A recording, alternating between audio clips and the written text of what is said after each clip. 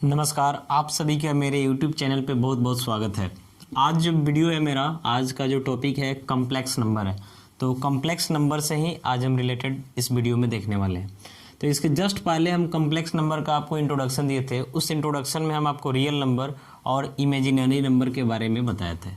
तो वहाँ हम आपको ये भी बताए थे कि स्क्वायर रूट ऑफ -1 जो है, इसी का वैल्यू आई, यानी इसी को आयोटा पढ़ते हैं। ठीक है। फिर वहाँ पे भी बताया था कि आयोटा का पावर 0 होगा तो उसका वैल्यू 1 होगा, आयोटा का पावर 1 तब तो आयोटा ही होगा, आयोटा स्क्वायर है तो -1, आयोटा क्यूब है तो माइनस आयोटा, और आयोटा का पावर 4 है तो वैल्यू 1। आज हम देखेंगे कि आयोटा के पावर अगर 4 से ज़्यादा हो जाता है तो उस केस में उसका वैल्यू हम कैसे फाइंड आउट करते हैं। इसके पहले थोड़ा सा कुछ और देख लीजिए। हम इमेजिनरी नंबर के डिफिनीशन में आपको बताए थे कि एक ऐसा नंबर जिसका स्क्वायर कर देने के बाद रिजल्ट जो होता है निगेटिव आता है, उस नंबर को ही हम इमेजिनरी नंबर के नाम से जानते हैं। तो जैसे अगर हम लिख रहे हैं स्क्वायर रूट ऑफ -2, तो स्क्वायर रूट ऑफ -2 को हम लिख सकते हैं स्क्वायर रूट ऑफ 2 इंटू -1। आगे इसको लिख सकते हैं हम स्क्वायर रूट ऑफ 2 इंटू जो -1 इसको सेपरेट कर दिए तो स्क्वायर रूट ऑफ -1, तो स्क्वायर रूट ऑफ 2 हो जाएगा। और स्क्वायर रूट ऑफ -1 का वैल्यू आई है तो √2i, यानी रूट के अंदर में अगर -2 है तो इसका वैल्यू यही होगा √2 आयोटा। अगर रूट के अंदर में -3 है तो ऐसे ही आपका हो जाएगा √3 आयोटा। मान लेते हैं रूट के अंदर में -11 है तो यहाँ पे हो जाएगा √11 आयोटा। तो इतना समझ गए। अब हम देखने वाले हैं कि आयोटा का पावर अगर 4 से ग्रेटर होता है तो उस केस में उसका वैल्यू कैसे फाइंड आउट करते हैं। उसके लिए हम पहले फॉर्मूला बता रहे हैं, उस फॉर्मूला का प्रूव कर रहे हैं और उस बेसिस पे हम आगे क्वेश्चंस भी बना सकते हैं। तो सबसे पहले यहाँ पे लिखते हैं suppose n is a positive integer. n एक पॉजिटिव इंटीजर है and n is greater than 4, क्योंकि 4 तक के लिए तो हम देख चुके हैं। तब यहाँ पे लिखेंगे now we divide n by, यहाँ पे ध्यान रखिएगा, देखिएगा कि आयोटा का पावर 4 था तो उसका वैल्यू कितना था तो 1 था। तो 4 से ही हम डिवाइड करके आगे का वैल्यू पता करते हैं। तो n को यहाँ पे हम एक पॉजिटिव इंटीजर लिए जिसका वैल्यू 4 से ग्रेटर है, तो इसलिए n को हम पहले डिवाइड करते हैं किससे, 4 से।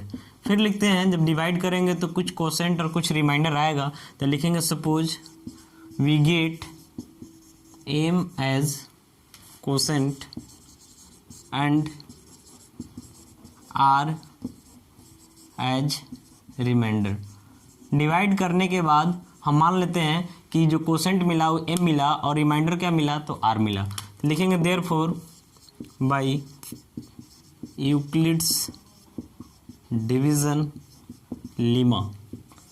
यूक्लिड डिवीजन लीमा से यहाँ हम लिख सकते हैं n equal to 4m plus r।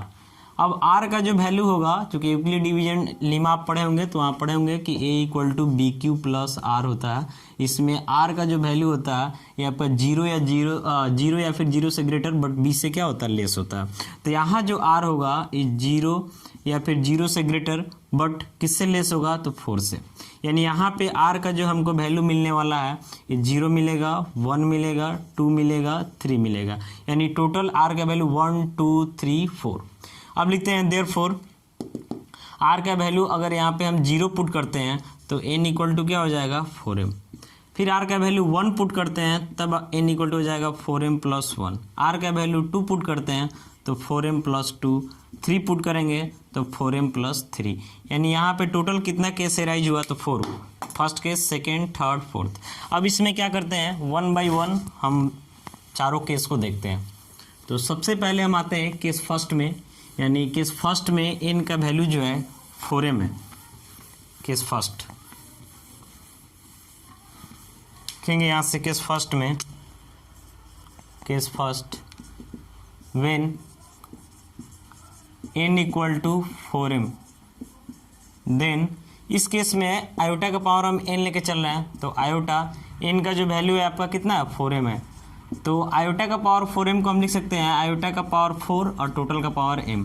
आपको पता है कि आयोटा का पावर 4 का वैल्यू जो होता है 1 होता है और ये टोटल का पावर m। तो जब 1 का पावर m यानी 1 का पावर कुछ भी हो तो वैल्यू तो 1 ही होता, तो 1 के इक्वल हो जाएगा। यानी आयोटा का पावर अगर 4m है तो वैल्यू कितना होगा, तो 1 होगा। यहाँ से हमको मिल गया कि आयोटा का पावर 4m तो वैल्यू 1। अब इसके बाद देखते हैं केस सेकेंड में है when n equal to 4m plus 1। n का वैल्यू कितना है, तो 4m प्लस 1 है। तो लिखेंगे देन इस केस में आयोटा का पावर n यानी आयोटा का पावर 4m प्लस 1। तो इसको हम लिख सकते हैं आयोटा का पावर 4m इंटू आयोटा का पावर 1। तो आयोटा का पावर 4m इसका जस्ट वैल्यू अभी हम देख लिए कि कितना होता है, तो 1।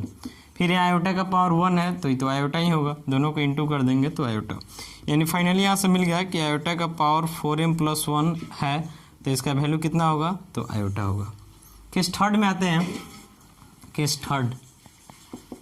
थर्ड में है आपका when n equal to 4m plus 2। तो इस केस में आयोटा का पावर n यानी आयोटा का पावर 4m प्लस 2। इसको हम लिख सकते हैं आयोटा का पावर 4m इंटू आयोटा का पावर 2। तो आयोटा का पावर 4m का वैल्यू अभी हम जस्ट देखें 1 है, और आयोटा का पावर 2 यानी आयोटा स्क्वायर इसका वैल्यू पीछे देख चुके हैं -1 होता है। तो दोनों को मल्टीप्लाई कर देंगे तो -1। तो यहाँ से आपको ध्यान रखना है कि अगर आयोटा का पावर 4m प्लस 2 है तो इसका वैल्यू -1 होगा। एक केस और है आपका केस 4। इसमें n का जो वैल्यू है 4m प्लस 3 है। केस 4 यानी यहाँ पे लिखते हैं when n equal to 4m plus 3 then iota का पावर n यानी आयोटा का पावर 4m प्लस 3। इसको लिख सकते हैं आयोटा का पावर 4m इंटू आयोटा का पावर 3। तो आयोटा का पावर 4m का वैल्यू 1 और आयोटा का पावर 3 है यानी आयोटा क्यू है, तो इसका वैल्यू माइनस आयोटा होता है। तो दोनों को मल्टीप्लाई कर देंगे तो यहाँ माइनस आयोटा हो जाएगा। यानी यहाँ से हमको मिल गया कि आयोटा का पावर 4m प्लस 3 है तो इसका वैल्यू माइनस आयोटा होगा। अब यहाँ पे टोटल जो 4 केस है, अब हम इसको एक बार क्लियर करते हैं कि कैसे इसमें वैल्यू फाइंड आउट करते हैं।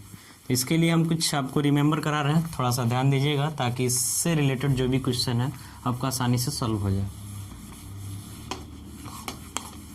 देखिए हम एक साथ यहाँ पे क्लियर करते हैं अब तक जो बताए हैं आयोटा के बारे में कंसेप्ट।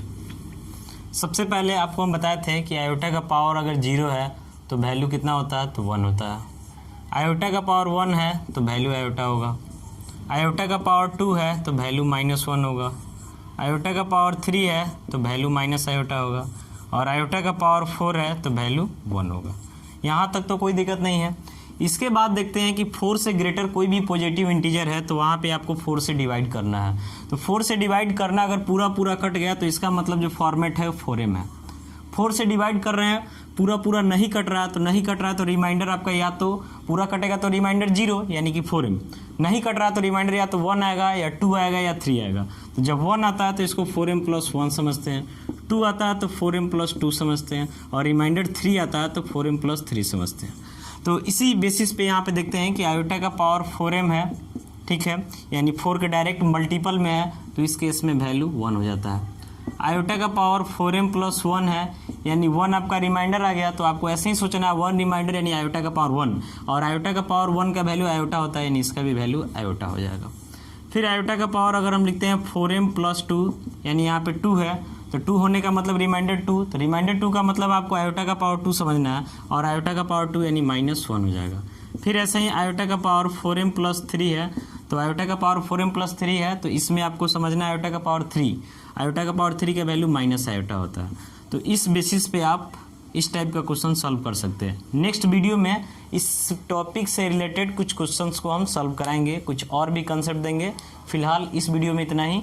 अगर आपको मेरा वीडियो अच्छा लगता है तो आप मेरे चैनल को सब्सक्राइब कर दें और साथ साथ कमेंट दे करके बताएं। कमेंट देने से लगता है कि हाँ हम कुछ अच्छा कर रहे हैं, तो लगता है कि हाँ हमको आगे और भी वीडियो बनाना चाहिए और भी मेहनत करना चाहिए, ठीक है।